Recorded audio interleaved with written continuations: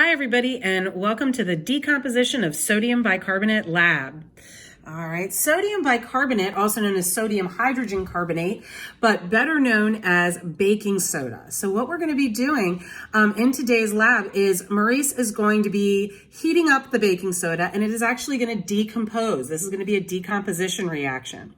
All right, and the goal for this lab is for you to figure out which of these three possible reactions is the actual reaction that's happening. All right, so a couple of things. You're going to be writing out the balanced equations for all three of these. All right, a couple of things I want to point out. We're starting with sodium bicarbonate. Okay, he's going to heat it up. This is a crucible lab, just like our other crucible labs. He's going to heat it up, get it really hot. And these are the three possible reactions. Notice in each of them, only one solid is produced. That's what's going to be left at the end in the crucible, one of these solids. All right. Your other products are all gases, okay, at room temperature. And therefore, when we heat them up to the temperature that the Bunsen burner is going to bring it, they're going to go into the air. They will not stay in the crucible. So please keep that in mind as you're doing your lab. These are the three possibilities for what could be left in your crucible.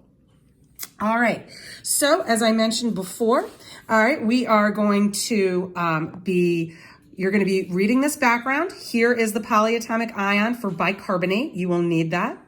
Here are your three possible equations.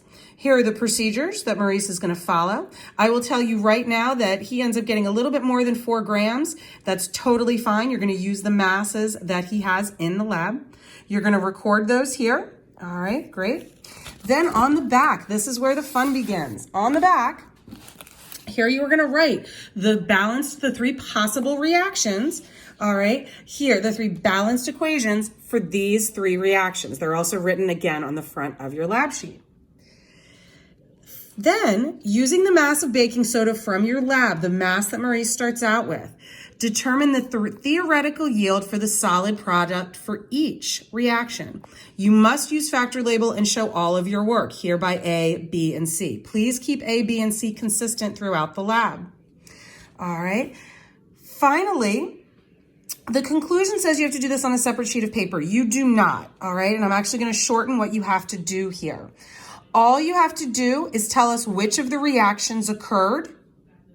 All right, so you can just say reaction, this occurred based on my data, and then give us your percent yield, all right, for this lab using the correct reaction. That's all you need to do. You do not need to give the longer explanation, okay? Then you will upload these 2 sheets of paper under assignments. All right, enjoy the lab. Hello, welcome to our lab. First, we mass the empty crucible.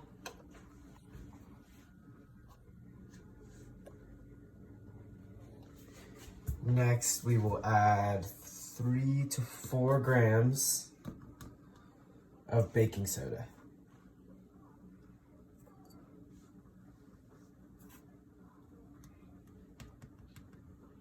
It was around 27, right?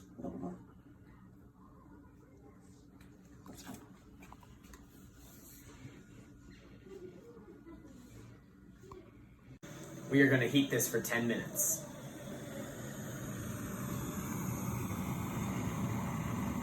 There is no color change during this reaction. We heated it for 10 minutes and let it cool for 10 minutes.